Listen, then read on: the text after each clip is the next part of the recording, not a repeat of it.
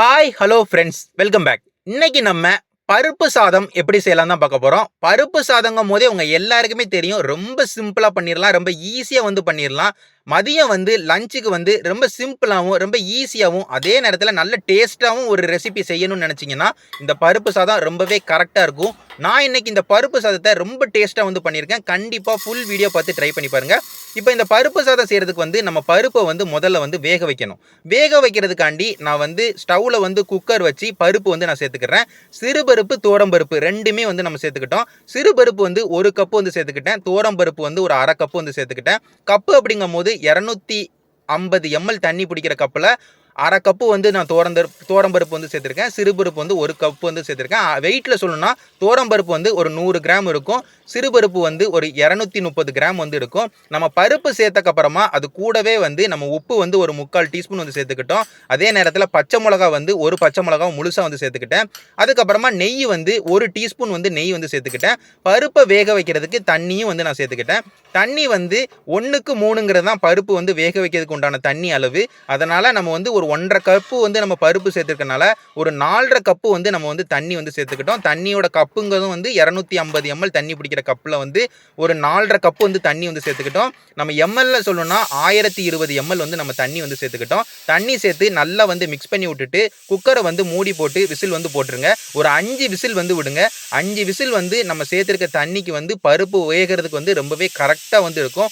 ஒரு 5 whistle விட்டக்கப்புறமா pressure எல்லாமே போயிடும். ப்ரெஷர் எல்லாம் போனக்கப்புறமா நீங்கள் ஓப்பன் பண்ணி பார்த்தீங்கன்னா நம்மளுக்கு தண்ணி சேர்த்த அளவு கரெக்டுங்கிறதுக்காண்டி பருப்பு நல்லா மையா வெந்திருக்கும். பருப்பு வேகாமலாம் இருந்ததுன்னா நம்ம மசிச்சு விடுற மாதிரி இருக்கும். அதுக்கப்புறமா நம்ம கொதிக்க விடுற மாதிரி இருக்கும். அப்படி எதுவுமே நம்ம தேவையில்லை. ஒரு 5 விசில் விட்டாலே போதும். இப்போ நீங்கள் வீடியோ பார்த்தாலே தெரியும், பருப்பு நல்லா நல்லா மசிஞ்ச மாதிரி நல்லா வெந்துருச்சு.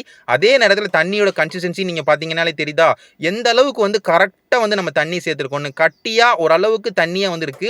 நம்மளுக்கு தண்ணி கூடவும் இல்லாமல் குறையவும் இல்லாமல் கரெக்டாக இருக்கு. இப்போ இந்த பருப்பை அப்படியே ஒரு பவுலுக்கு மாற்றி வச்சுக்கோங்க. இப்போ நம்ம சாதம் செய்ய ஆரம்பிச்சிடலாம். சாதம் செய்யறதுக்கு நம்ம ஒரு கடாய் எடுத்து வச்சுக்கிட்டோம். எண்ணெய் ஒரு 4 டேபிள் ஸ்பூன் நான் கடலெண்ணெய் சேர்த்துக்கிட்டேன். அது கூடவே நெய் ஒரு 3 டீஸ்பூன் நான் நெய் சேர்த்துக்கிட்டேன். நெய்ங்கிறது நெய் பருப்பு ரெண்டும் ஒன்று சேர்ந்துச்சுன்னா அவ்வளோ டேஸ்ட்டாகவும் அவ்வளோ வாசனையாகவும் இருக்கும். நம்ம நெய் அதே நேரத்தில் எண்ணெய் ரெண்டுமே சேர்த்து ஸ்டவ்வை ஓரளவுக்கு ஹை ஃப்ளேமில் வச்சு நல்லா சூடாகிற அளவுக்கு விட்டுக்கோங்க. சூடாக ஆரம்பித்தக்கப்புறமா சீரகம் 1 டீஸ்பூன் சேர்த்துக்கோங்க. அதுக்கப்புறமா பிரியாணி இலை 2 சேர்த்துக்கோங்க. இஞ்சி ரொம்ப சின்ன சின்ன துண்டுகளாக வெட்டி 2 இஞ்சி சைஸ் இருக்க இஞ்சி சேர்த்துக்கிட்டேன். பச்சை மிளகா ஒரு 4 பச்சை மிளகாவை ரொம்ப சின்ன சின்ன துண்டுகளாக வெட்டி சேர்த்துக்கிட்டேன். காரத்துக்கு அதிகமான டாமினேஷன் அதிகமாக காரம் கொண்டு வரப்போது பருப்பு சாதத்துக்கு நம்மளுக்கு பச்சை மிளகா தான். அதனால் 4 பச்சை மிளகா ரொம்ப சின்ன சின்ன துண்டுகளாக வெட்டி இது எல்லாத்தையுமே ஸ்டவ்வை ஹை ஃப்ளேமில் வச்சு நல்லா வாசனை வர அளவுக்கு ஒரு 1 நிமிஷத்துலேருந்து ஒரு 1.5 நிமிஷத்துக்கு நல்லா வதக்கி விட்டுக்கோங்க. இஞ்சி எல்லாம் நல்லா பச்சை வாசனை போகிற அளவுக்கு நல்லா ஒரு 1 நிமிஷத்துலேருந்து ஒரு 1.5 நிமிஷம் வதக்கி முடிச்சக்கப்புறமா நம்ம காஞ்ச மிளகா ஒரு 3 காஞ்ச மிளகா சேர்த்துக்கிட்டோம். அது கூடவே வெங்காயம் பெரிய வெங்காயம் 2 பெரிய வெங்காயத்தை ரொம்ப சின்ன சின்ன துண்டுகளாக வெட்டி சேர்த்துக்கிட்டோம். வெங்காயம் இந்த ரெசிபியை பொறுத்த வரைக்கும் பொன்னிறத்துக்கு மாறணும் அப்படிலாம் தேவையே கிடையாது. வெங்காயத்தோட பச்சை வாசனை போகிற அளவுக்கு நம்ம வதக்கணும். அதனால் ஸ்டவ்வை ஹை ஃப்ளேமில் வச்சு ஒரு 2 நிமிஷத்துக்கு வெங்காயத்தோட பச்சை வாசனை போகிற வரை நல்லா வதக்கி விட்டுக்கோங்க. வெங்காயத்தோட பச்சை வாசனை எல்லாம் போனக்கப்புறமா நம்ம தக்காளி சேர்த்துக்கிட்டோம். வெங்காயம் எந்த அளவுக்கு சேர்த்துருக்கீங்களோ அந்த அளவுக்கு நம்ம தக்காளி சேர்த்துக்கிடணும். 2 தக்காளி நான் சேர்த்துக்கிட்டேன். 2 தக்காளியுமே ரொம்ப சின்ன சின்ன துண்டுகளாக வெட்டி சேர்த்துருக்கேன். தக்காளி ஓரளவுக்கு நம்மளுக்கு தொக்கு கன்சிஸ்டன்சிக்கு மாறணும் அப்படிலாம் நம்மளுக்கு தேவையே கிடையாது. தக்காளி ஓரளவுக்கு நம்மளுக்கு நல்லா பச்சை வாசனை போய் வதங்கணும். அந்த அளவுக்கு தான் நம்ம வதக்கணும். இந்த ரெசிபியை பொறுத்த வரைக்கும் ரொம்ப வதக்கணும் தேவைங்கள்லங்காண்டி வெங்காயத்தையும் தக்காளியும் ஓரளவுக்கு நல்லா வதக்கி விட்டுக்கோங்க. தக்காளி நான் சேர்த்து ஹை ஃப்ளேமில் வச்சு ஒரு 1 நிமிஷத்துலேருந்து ஒரு 2 நிமிஷத்துக்கு நல்லா வதக்கி விட்டுட்டேன். தக்காளி சேர்த்து வதக்கி முடிச்சக்கப்புறமா ஸ்டவ் லோ ஃப்ளேமுக்கு வச்சுக்கோங்க. ஏன்னா பருப்பு சாதத்துக்கு தேவையான மசாலா சேர்க்க போகிறோம். பருப்பு சாதத்துக்கு என்னெல்லாம் மசாலா சேர்த்துக்கிறோம்னு பார்த்துக்கிட்டிங்கன்னா நம்ம முதல்ல பெருங்காய பொடி ஒரு அரை டீஸ்பூன் சேர்த்துக்கிட்டோம். மிளகாய் வத்தல் பொடி 1 டீஸ்பூன் சேர்த்துக்கிட்டோம். நம்ம ஏற்கனவே காரத்துக்கு பச்சை மிளகாய் சேர்த்துருக்கோம். அதனால் பார்த்து மிளகாய் வத்தல் பொடி சேர்த்துக்கோங்க. அதுக்கப்புறமா மல்லிப்பொடி 1.5 டீஸ்பூன் சேர்த்துக்கிட்டோம். சீரகத்தூள் ஒரு ஒரு 1/2 டீஸ்பூன் வந்து சேர்த்துக்கிட்டோம். கரம் மசாலா வந்து ஒரு 3/4 டீஸ்பூன் வந்து சேர்த்துக்கிட்டோம். உப்பு வந்து 1 டீஸ்பூன் வந்து சேர்த்துருக்கோம். பத்தலன்னா திரும்ப வந்து நம்ம சேர்த்துக்கலாம். கடைசியா மஞ்சள் தூள் வந்து ஒரு 1/2 டீஸ்பூன் வந்து சேர்த்துக்கிட்டேன். இது எல்லாத்தையுமே சேர்த்து நல்லா வந்து வெங்காயத்தோடையும் தக்காளியோடையும் நல்லா வந்து வதக்கி விட்டுக்கோங்க.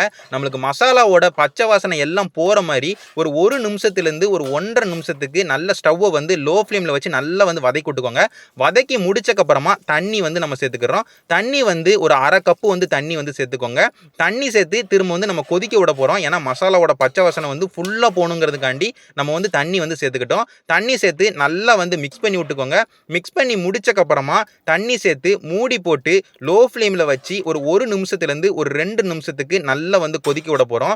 ஏன்னா நம்ம பருப்பு வந்து நம்ம அடுத்து சேர்க்க போகிறோம். பருப்பு சேர்க்கும் போது மசாலா வந்து பச்சை வாசனையோடயே இருந்ததுன்னா அது பருப்போட சேரும் போது அந்த பச்சை வாசனை வந்து அவ்வளோ சீக்கிரம் வந்து நம்மளுக்கு வந்து போயிடாது. முதல்ல நம்ம வந்து பச்சை வாசனையை போக வச்சுட்டு பருப்பு சேர்த்தாதான் இந்த பருப்பு சாதம் வந்து நல்ல வாசனையாகவும் நல்ல டேஸ்ட்டாகவும் இருக்கிறதுக்காண்டி நம்ம வந்து முதல்ல தண்ணி சேர்த்து பச்சை வாசனை போகிற அளவுக்கு ஸ்டவ்வை வந்து லோ ஃப்ளேமில் வச்சு ஒரு நிமிஷத்துலேருந்து ஒரு 2 நிமிஷத்துக்கு நல்லா வந்து கொதிக்க விட்டுட்டோம். இப்போ நம்ம 2 நிமிஷம் கழித்து ஓப்பன் பண்ணி பார்த்தோம். பச்சை வாசனை எல்லாம் போய் மசாலா நல்ல வாசனை வர ஆரம்பிச்சிருச்சு. இந்த டயத்தில் வந்து நம்ம வேக வச்ச பருப்பை வந்து நம்ம சேர்த்துக்கிடுவோம். வேக வச்ச பருப்பை அப்படி முழுசாக வந்து சேர்த்துக்கோங்க.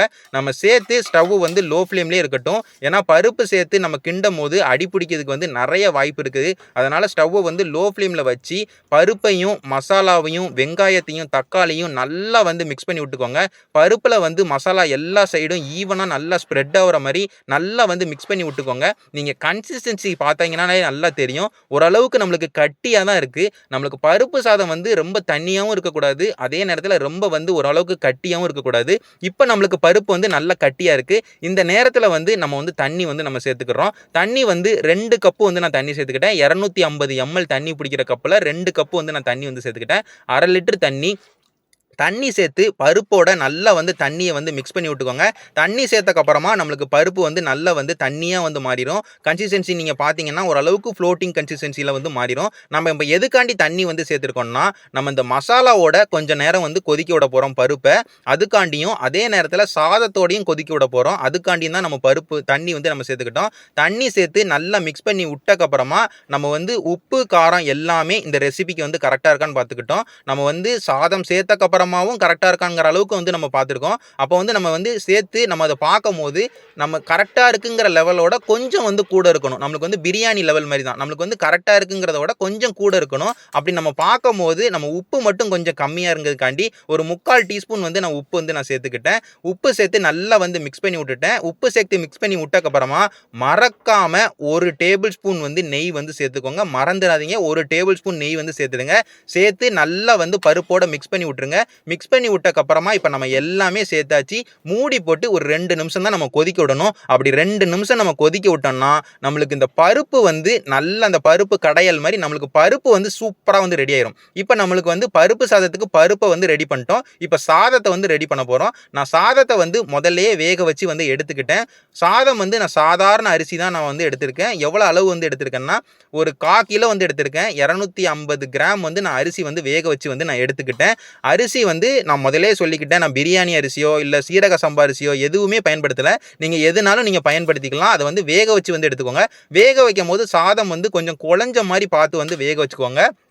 சாதம் வந்து கொஞ்சம் குழஞ்ச மாதிரி இருந்ததுன்னா நமக்கு ரெசிபி வந்து ரொம்ப நல்லா வரும். சாதத்தை வந்து அப்படியே வந்து சேர்த்துக்கோங்க. சாதம் வந்து எவ்வளவு நீங்கள் சேர்க்கணும் அப்படிங்கிற அளவு வந்து எப்படின்னா நம்ம சாதம் வந்து இந்த பருப்போட சேர்த்தக்கப்புறமாவும் ஓரளவுக்கு நம்மளுக்கு வந்து ஃப்ளோட்டிங் கன்சிஸ்டன்சியில் கொஞ்சம் தண்ணியாக தான் இருக்கும். ஓரளவுக்கு ரொம்ப இருக்கிற மாதிரி பருப்போட சாதம் வந்து அளவு வந்து கூடிடக்கூடாது. நீங்கள் அதான் பருப்பு வந்து 330 கிராம் வந்து சேர்த்துருக்கேன்.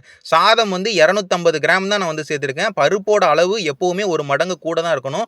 இப்போ நீங்கள் வீடியோ பார்த்தாலே தெரியும், ஓரளவுக்கு நம்மளுக்கு கரண்டிலேருந்து ஓரளவுக்கு தண்ணியாக தான் வந்து நம்மளுக்கு வந்து விழுவுது இந்த சாதம். அந்த அளவுக்கு கன்சிஸ்டன்சியில் இருந்தால் தான் நம்மளுக்கு வந்து கரெக்டாக இருக்கும். அதே நேரத்தில் நம்ம வேகவும் வைக்க முடியும். இப்போ வந்து நம்ம சாதமும் சேர்த்தாச்சு பருப்போட. இப்போ மூடி போட்டு ஒரு 15 நிமிஷத்துக்கு இது ரெண்டுத்தையுமே கொதிக்க விடுவோம். அப்போ தான் நம்மளுக்கு இந்த சாதமும் பருப்பும் நல்லா வந்து ஜெல் ஆகும். 15 நிமிஷம்னோடனே ஒரேடியாக 15 நிமிஷத்துக்கு மூடி போட்டு வந்து வேக வச்சிடாதீங்க. ஸ்டவ்வை வந்து லோ ஃப்ளேமில் வச்சுட்டு ஒரு 5 நிமிஷத்துக்கு ஒரு தடவை கிண்டி விட்டு வேக வைங்க. 15 நிமிஷம் நீங்கள் வேக வைங்க.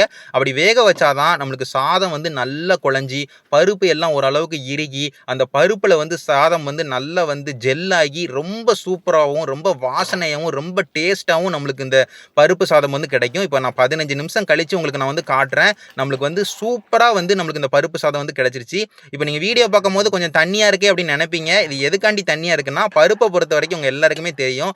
காத்து படப்பட நேரம் ஆக ஆக பருப்பு வந்து இருக்கும். இந்த அளவுக்கு ஓரளவுக்கு நம்ம ஃப்ளோட்டிங் கன்சிஸ்டன்சில வந்து சாதத்தை வச்சாதான் நம்ம வந்து ஒரு 1/2 மணி நேரம் கழிச்சு நம்ம பார்த்தா கூட சாதம் வந்து ஓரளவுக்கு இறுகி கரெக்டான ஒரு பருப்பு சாதம் கன்சிஸ்டன்சிக்கு வந்து நம்மளுக்கு பருப்பு சாதம் வந்து மாறும். நீங்க முதல்லயே ரொம்ப இறுக விட்டுட்டீங்கன்னா ரொம்ப களி மாதிரி வந்து நம்மளுக்கு பருப்பு சாதம் ஆயிரும். அதனால ஓரளவுக்கு இந்த மாதிரி லைட்டா ஃப்ளோட்டிங் கன்சிஸ்டன்சியா இருக்கும் போதே நீங்க ஸ்டவ்வை ஆஃப் பண்ணிட்டு நீங்க கொத்தமல்லி இலை வந்து நல்லா தூவி விட்டு மிக்ஸ் பண்ணி விட்டுட்டீங்கன்னா இந்த பருப்பு சாதம் வந்து ரொம்ப சூப்பரா வந்து ரெடி ஆயிரும். நான் சொன்ன மாதிரியே ட்ரை பண்ணி பாருங்க.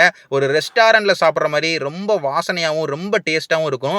கடைசி நேரத்தில் நெய் வந்து சில பேர் வந்து சேர்ப்பாங்க. அது வந்து சேர்த்துக்கலாம். ஆனால் நம்ம ஏற்கனவே முதல்ல வந்து தாளிப்புக்கு நம்ம நெய் சேர்த்துருக்கோம். அதுக்கப்புறமாவும் நெய் வந்து நம்ம சேர்த்துருக்கோம். ரொம்ப நெய் சேர்த்துக்கிட்டா தெவட்டுற மாதிரி ஆயிருங்கிறதுக்காண்டி நம்ம சேர்த்த நெய் போதும். இந்த நேரத்திலே நீங்கள் ஒரு பிளேட்ல மாற்றி சாப்பிட்டு பார்த்தீங்கன்னா அவ்வளவு டேஸ்ட்டாக இருக்கும். தொட்டு கூட எதுவுமே தேவையில்ல. வேணா ஒரு ஊறுகாய் ஒரு அப்பளம் வச்சு சாப்பிட்டீங்கன்னா ஒரு லஞ்ச் வந்து நம்மளுக்கு ஓவர்.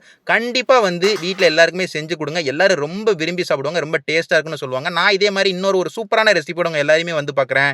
நன்றி.